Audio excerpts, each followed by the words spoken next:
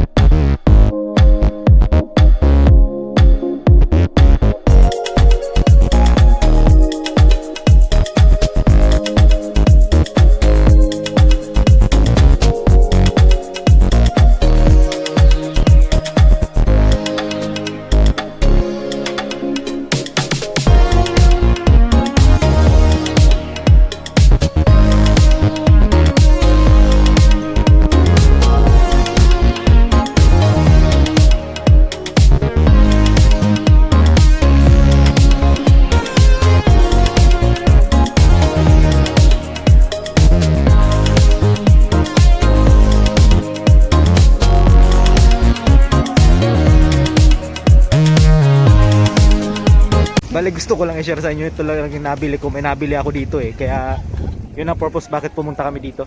Ito. Wow! Wow!